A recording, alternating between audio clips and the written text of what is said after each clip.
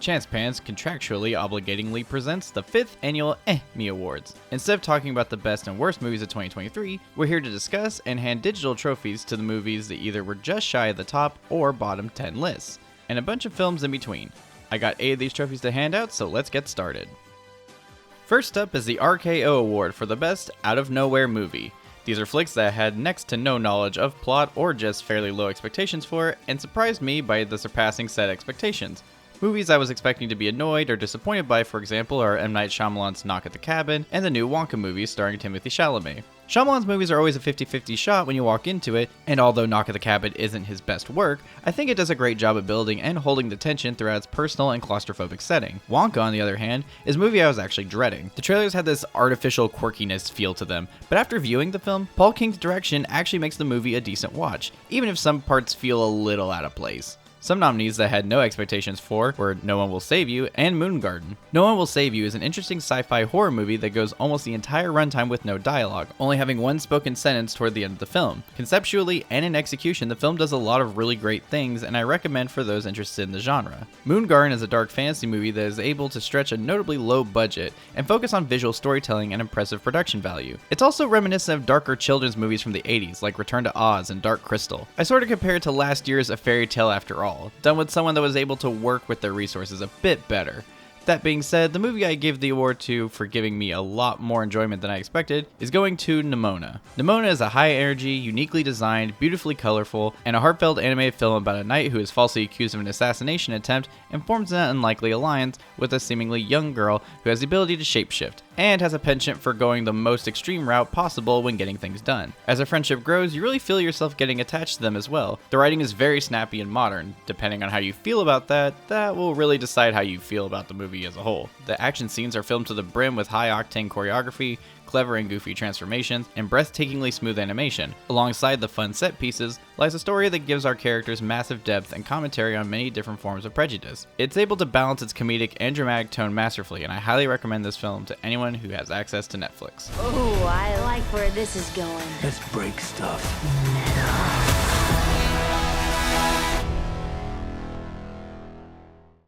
The Upset Parent Award for the movie that I'm not mad, I'm just disappointed with. The sister category to the RKO Award. These are movies I was looking forward to, but either were not very satisfying, or movies that started strong, but didn't quite stick the landing. The creator overall, I think, is pretty solid, with great CGI and some good performances, but feel like there's a bit of nuance missing in its story. Saltburn is another personality-filled movie from Emerald Fennell, but I can't help but feel like some people are overblowing the shockingness of the story in odd and gross-out moments. Not saying it doesn't have moments like that in it, but part of the film's allure is the revelations hinted at over time. But then the movie really does just straight up explain everything to you like you couldn't figure it out. Thanksgiving is a fun and, in theory, unique choice for a slasher horror movie. Thanksgiving, however, is playing tug of war with itself, because with every clever and fun choice it makes with its characters and settings, it will then fall back into the tired and stupid horror tropes that exist out of tradition more than anything. However, the movie I was unfortunately disappointed in the most is Sharper. Sharper is a crime thriller that breaks itself off into sections, showing the perspective of a different character in each chapter.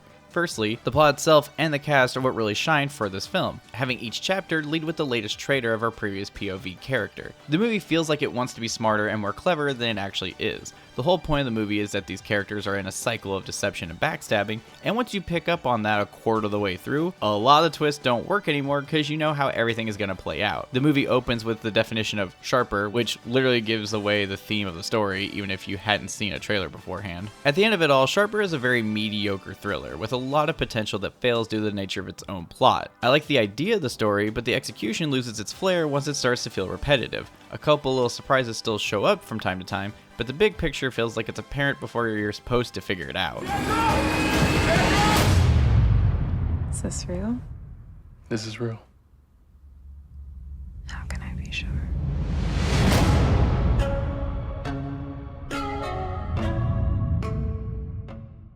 The Conflicted Experience Award for the movie that, just like it says, gave me a really hard time determining whether I liked it or not. Some things about them really played into their strengths, however, there are notable glaring issues that really take away from the movie as a whole. Most of these listed here I really didn't have much anticipation for, and that's why I wouldn't put them into the RKO or Upset Parent category. Firstly, there's Cocaine Bear. With a title such as that, the parts that do involve the over-the-top gruesome and comedic parts do what you'd expect. It's when the movie tries to have a heart and moral about family that doesn't seem to be played for laughs that it really gets distracting. Asteroid City has the visual aesthetic Wes Anderson always delivers, but I walked away from the movie appreciating the artistic choices, but nothing a note to really win me over. Hunger Games: The Ballad of Songbirds and Snakes is a prequel I don't think most people were asking for, and when your protagonist is the overly evil villain from the original trilogy, you're really fighting an uphill battle with your audience. A battle they weren't able to win, with me at least. I will say up front that I actually liked Oppenheimer. I think the acting, direction, and editing are all fantastic. However, there is a tendency in the writing to have these self-intellectual, congratulatory dialogue-filled scenes. The movie also boasts to have very little CGI, and in the modern day, that is very impressive. It doesn't really add anything to the viewing experience, just having good CGI could accomplish. In the end, this award goes to, ironically, a Disney live-action remake I had some hope for. Peter Pan and Wendy is that Disney live-action remake directed by David Lowery, who previously directed the Pete's Dragon live-action remake as well. He also directed Ghost Story and The Green Knight, some of my favorite movies of their respective years. With that knowledge, I went in with more of a positive mindset than most Disney remakes. Did that help? Well, no it didn't. What did I like? The direction by Lowery really does give you the sense of whimsy and childlike fun, mainly in the flying scenes. I also liked how Wendy as a character seemed to have a little more to do this time around. Not that she did nothing in the original, but I like that she felt just as much of a star in this movie as Peter Pan. Now that those two things are out of the way, what didn't work for me? Firstly, even though Wendy feels like more of a focus, Peter Pan is just not well done. I don't know if it's just the performance or the writing, but instead of coming off as cocky, but usually just a kid not realizing how mean they are actually being, this time he's just sort of a dick, but has no personality to balance it. Secondly, Lowery's direction has a great fantasy feel to it, but Neverland is so boring that it doesn't matter. In the original, they fight the pirates, see mermaids, interact with the native Neverlandians, and have little adventures exploring with the Lost Boys. In the remake, even though it's 30 minutes longer, they only fight the pirates. More backstory is given to Pan and Hook's relationship, but in reality it adds very little to the film. The movie also rushes the hell out of the ending and has no emotional payoff personally. The ending is given the same setup as before, but instead of leaving Neverland ambiguous, this film straight up confirms it's all real and the Lost Boys are back in the regular world to grow up. No hint given if the Darling family is supposed to adopt them all, send them to an orphanage, or whatever. Pan goes back to Neverland to mend his friendship with Hook, even though actions have occurred that make it seem like that's really not possible. In the end, Peter Pan and Wendy is another failed attempt for Disney to remake a classic that unfortunately had potential, but was hindered by its own writing, which is quite a pattern in these remakes. To grow up might just be the biggest adventure of all.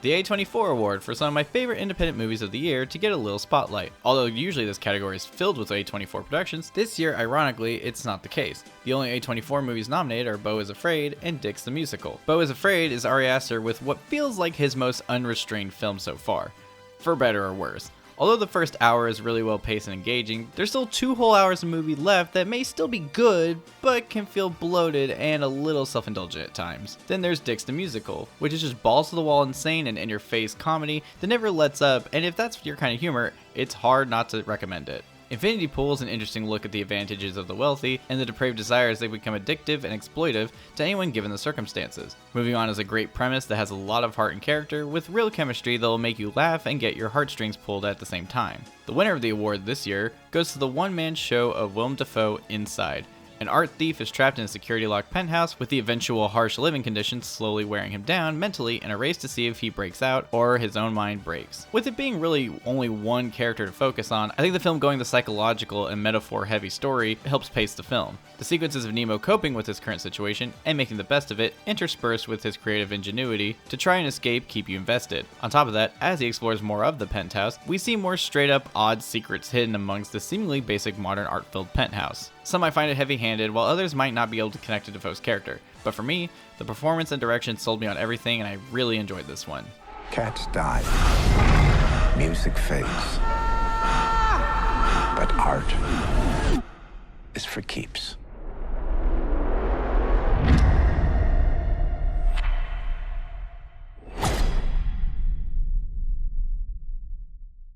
the Scary Good Award for the Standout Horror Movie of the Year. Although I've said before that horror really isn't my favorite or go-to genre, I always end up watching a decent amount of them because they're everywhere. This year definitely had some duds, while others were surprisingly good, and even some that I had no expectations for and was pleasantly surprised. A Haunting in Venice is the third installment in the current Detective Hercule Poirot film series. Having a bit more fun adding the supernatural elements to the mystery, it's not the weakest in the trilogy, but I was a little mixed on how said supernatural part was handled mostly toward the end. The Last Voyage of the Demeter as a premise I found extremely intriguing. The big issue with the movie is the monster's presentation. To put it simply, you're told from the opening text exactly who and what is attacking the crew of the ship. However, the rest of the movie plays out like there's a mystery to solve. So you just have to sit and wait for the crew to figure everything out for over an hour while you're trying not to fall asleep. The Boogeyman was actually a surprise to me because I had fairly low expectations, but was given a pretty good story that only falls into the weaker horror tropes toward the final act. Megan is a fun sci-fi horror satire that is aware of its absurdity and both plays into it and also uses it to add some creepy factors at the same time. The movie I feel is most deserving of this award goes to the extremely low budget flick The Sudbury Devil, a historical horror film about a group of witch hunters entering the woods in search of devil worshippers in the colonial town of Sudbury, Massachusetts. The Sudbury Devil is a fantastic example of low budget horror in the hands of a talented filmmaker and team.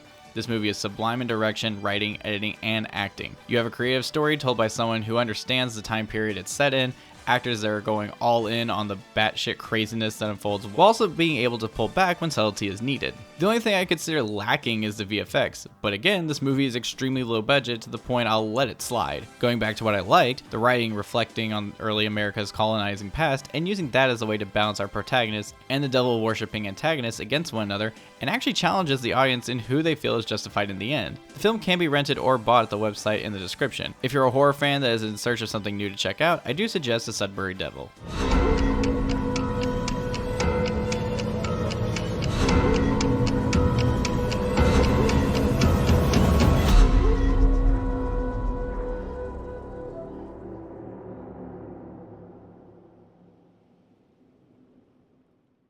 The Theme Park Ride Award for the movie that put entertainment first and had that audience-pleasing movie-going experience. I'm not putting movies on here and saying that artistic value and theme is any less than any other movies listed, but the stories are meant to keep you engaged with bombastic action and consistent jokes and humor. There's obviously drama going on too, but it's never the main focus. Most movies on this list lean really hard on the comedic style of things. A few examples: Next Goal Wins, Taika Waititi's adaptation of a documentary film about a coach doing his best to try and help the historically bad Samoan soccer team. If you like Taika's humor and aren't holding a grudge for Thor: Love and Thunder, I think it's a decent watch. Barbie is one half of the big summer blockbuster crossover that went out of its way to be full of awesome sets and a cast that have a blast the whole time. Renfield is a dark comedy taking a lot of style inspiration from the classic Hammer horror films from decades past, mixing quick, snarky writing with buckets of over-the-top blood, geysers, and wire-fu action. Then on the not-so-funny side, we have John Wick Chapter 4, a nearly 3-hour film of almost non-stop action, and amazingly, it never gets old. You may have been able to shave some time off, but it doesn't really hurt the movie as a whole. But I feel the movie that had the classic big fun adventure movie feel to it has to go to Best Dungeons & Dragons movie since 2000, Honor Among Thieves. Honor Among Thieves is solid action adventure fantasy film that definitely has the spirit of D&D in it. A fun cast of characters making up our ragtag party, imaginative action, brawling landscapes, witty humor, and constantly making bad decisions and having to dig yourself out of the hole until an NPC has to show up and just save you so the story doesn't completely fall off the rails. Our group of heroes are likable, and even when the movie focuses a lot on the jokes, it still makes time for drama and heartfelt moments. I think it's a lot of fun, and anyone who enjoys high fantasy set flicks should have a watch. We'll be ready.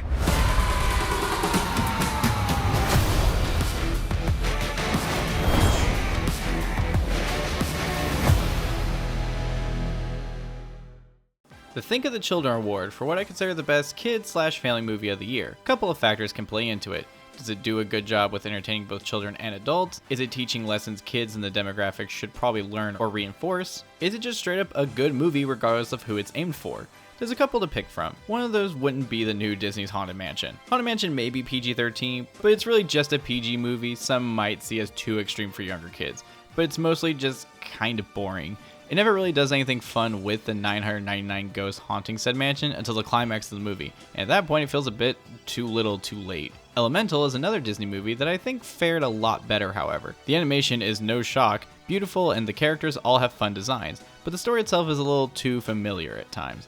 Zootopia feels like a more realized version of what Elemental is trying to do. Pixar likes to have gimmicks for their films, and Elemental doesn't feel fully developed. The big city is literally just called Element City. The Super Mario Bros. Movie was the big animated hit of the year, ranking in over $1 billion for Nintendo and Illumination. I enjoyed it a good amount and would say it's a fun movie that has some weaker bits that don't distract too much, but leave something to be desired for the sequel. The Inventor is a stop-motion film that I was shocked to find, and I think for a kids movie focused on the last few years of Leonardo da Vinci's life, it's an interesting topic. It's one of the more unique movies of the year that I can best describe as cute. It does try to add songs here and there, because kids movies always have songs in them, and yeah, they sound like they were a studio note more than they were really part of the vision. With all that said, as silly as it may seem, the movie I feel is most deserving of this award goes to Teenage Mutant Ninja Turtles Mutant Mayhem. A new iteration of the popular heroes in half shell, this time with a new art style similar to the Spider-Verse series, but with its own flair. Turtles who share a genuine brotherly bond and great comedic timing, alongside intense action and a fun cast of mutants and a human.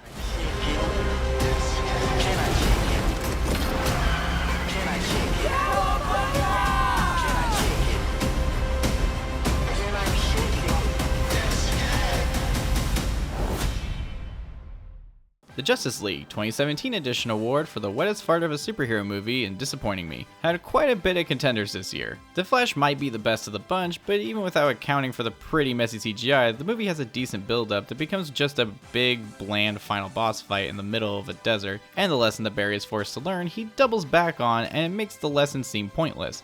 Ant-Man and the Wasp: Quantumania I may have liked a bit more than the previous Ant-Man movie, but a mixture of anything of outside of Scott's story feeling less personal and almost fillery, it's a pretty forgettable beginning to Phase 5.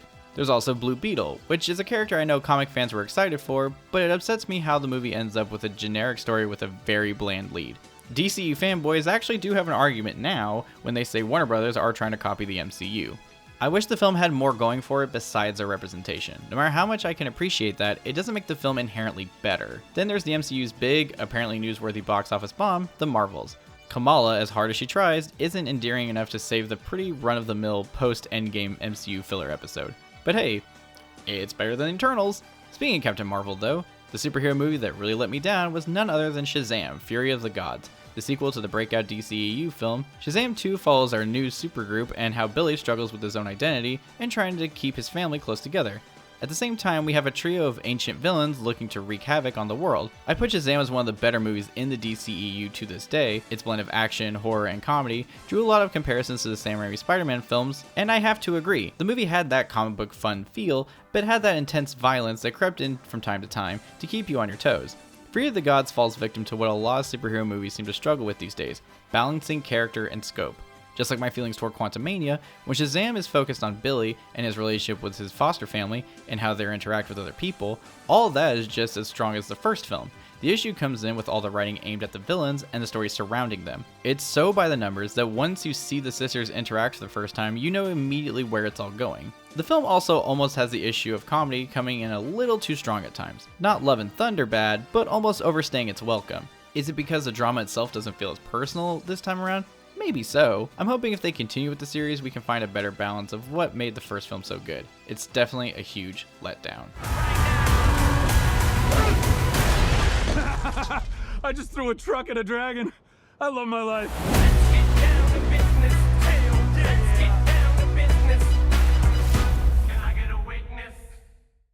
And with that, we close out this year's movie review trilogy at the very last minute. I'm going to try to be more punctual in 2025, so please bear with me. Thanks for watching, and have a happy new year.